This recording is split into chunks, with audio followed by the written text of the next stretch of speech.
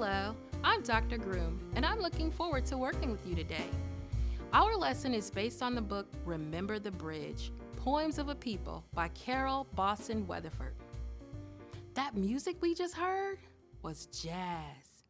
Have any of you ever listened to jazz? Let me know by using our hand signals, 1 for yes and 2 for no. Hold them up so I can see clearly. Well, it looks like we have a mix. Some have listened to jazz, but others have not, and that's okay. What's important to know is that every good jazz band has a mix of instruments that all work together to give us that magical sound so many love. Reading comprehension is like a jazz band. There are many parts that all work together to give us the magic of understanding what we read. In today's lesson, we will focus on the elements or different parts of poetry, like verses, stanzas, and rhyme structure. Let's get started. We will be reading a poem today entitled Jazz Roots from Carol Boston Weatherford's book, Remember the Bridge, Poems of a People. Jazz Roots. Far, far from Africa, slaves kept the beat alive. The spirits of the drums gave them strength to survive. Slaves breathed their deepest longing into songs that set souls free. Spirituals like prayers, plantation harmonies. In the muddy delta, the slave songs turned to blues. Singers wailed, guitars whined on asphalt avenues. When the blues went uptown with rowdy razzmatazz, the sound swelled and swaggered and swung right into jazz. The bassist plucked a rhythm, the cornet blared its call, jitterbugs were jumping beneath a mirrored ball. The piano plinked and tinkled, the singer tapped her feet. She rapped her song in satin while the drum kept the beat. Today, we're going to talk about some parts or structural elements of poetry. When I say structural elements, I mean those parts of text that are unique to a particular type of text. Today, we are talking about poetry. You'll probably remember that a poem is structured in stanzas, and these stanzas are made up of verses. Let's review. A single line of text in a poem is a verse. Here is a verse.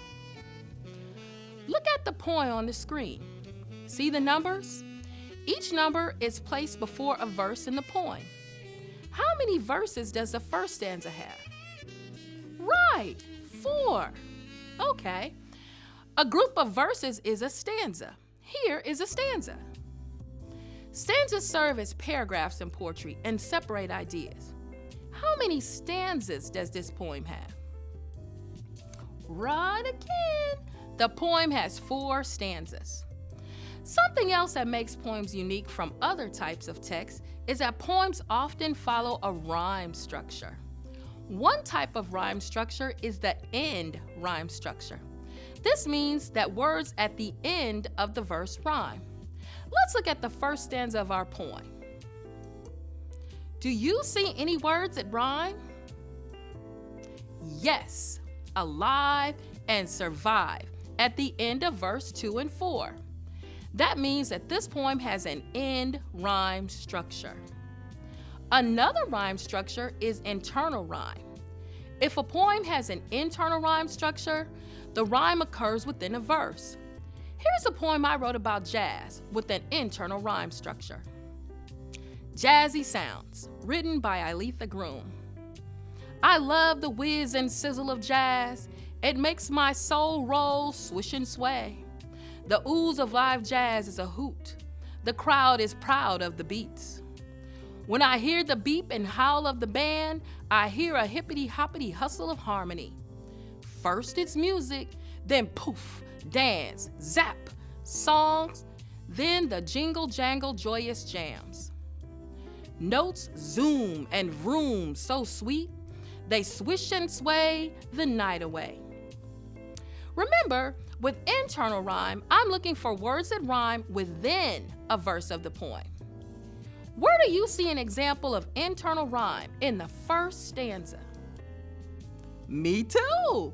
I see internal rhyme in verse 2. It makes my soul roll, swish, and sway. This is an example of internal rhyme because soul and roll are within the verse and not at the end. As I keep reading, I see another example of internal rhyme in verse 4. Do you see it? Yes! The crowd is proud of the beats. This is an example of internal rhyme because crowd and proud are within the verse and not at the end. Finally, I see another example of internal rhyme in verse 9. Do you see it? You got it! Notes zoom and vroom so sweet. Zoom and vroom rhyme and are within the verse and not at the end. Now it's your turn to identify the elements of the poem, including verse, stanza, and rhyme structure. Let's take a look at another Carol Boston Weatherford poem, Brand New Rollerskate Blues. It's about Bessie Smith, a blues and jazz singer. Brand New Rollerskate Blues.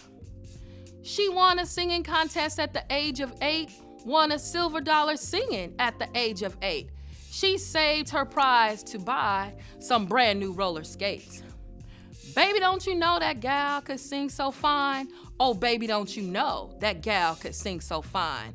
She sang her way to stardom at the age of 9. That girl left Chattanooga with a minstrel show, rode out of Chattanooga with a minstrel show. She wailed the blues up from Georgia to Ohio. She strutted across the stage in a gown and satin shoes. Child, she strutted across the stage in gowns and satin shoes. No wonder they all called her the Empress of the Blues. Now it's your turn. Let's start with the stanzas. Remember, they act like paragraphs in a poem and separate ideas. How many stanzas do you see? Think about it. Okay, what did you come up with? 4. Let's count them. 1, 2, 3, 4. Okay, how many lines or verses do we see in each stanza? Let's count the verses in the first stanza. 1, 2, 3, 4, 5, 6. We have 4 stanzas with 6 verses in each stanza. Your turn again. I'd like someone to read the 6th verse. Okay. Great job. Let's do a little bit more with that verse. I'd like someone to read the 20th verse. In gowns and satin shoes. Okay. One more. In what verse of the poem do we learn her nickname? Correct. Verse 24, the Empress of the Blues. Verses and stanzas are 2 elements of a poem. Now let's practice more on the rhyme structure, used with another Carol Boston Weatherford poem, The Contralto. This poem is by Marian Anderson. She was an opera singer. Let's read it together. The Contralto for Marian Anderson. Banned from playing the concert hall, she sang outdoors on a grassy mall. Statues watched as she warmed the crowd, filling the wind with a sound so proud. Spirituals, arias from her soul, rushing, rising as rivers roll. Praising the Lord and his mighty hands, her voice, a bell, pealed across the land. She told America, I shall sing. Listen, children, hear freedom ring. Now, let's look to see if the poem has an end or internal rhyme structure. Let's read the first 2 lines. Banned from playing the concert hall, she sang outdoors on the grassy mall. Your turn. Do these verses have internal rhyme? Think about it. Let me know by using our hand signals, 1 for yes and 2 for no. Hold them up so I can see clearly. Good job. The correct answer is no, 2 fingers. This is not an example of internal rhyme because the rhyme comes at the end of the verses. Now let's read verses 9 and 10. She told America, I shall sing. Listen, children, hear freedom ring. Your turn. Do these verses have internal rhyme? Think about it.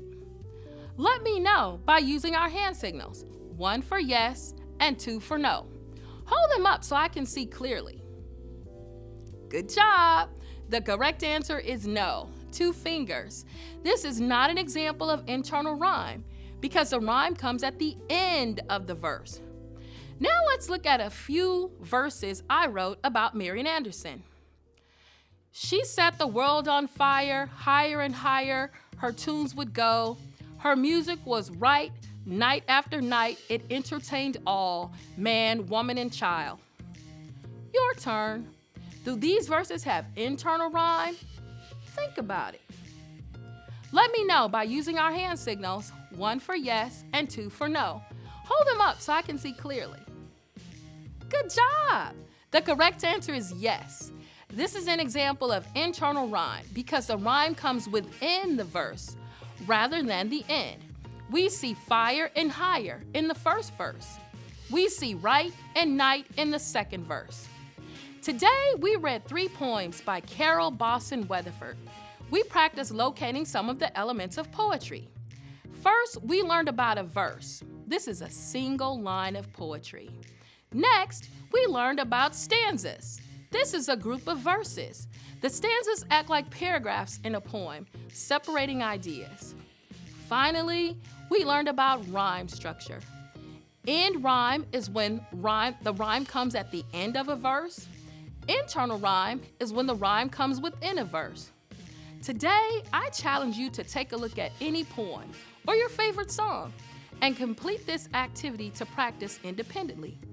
Read the poem, number the verses. Draw a square around each stanza. Does this poem use end or internal rhyme? How do you know? Once you've finished, share it with a friend or trusted adult. I know you'll do a good job. Thanks for learning with me today. See you next time.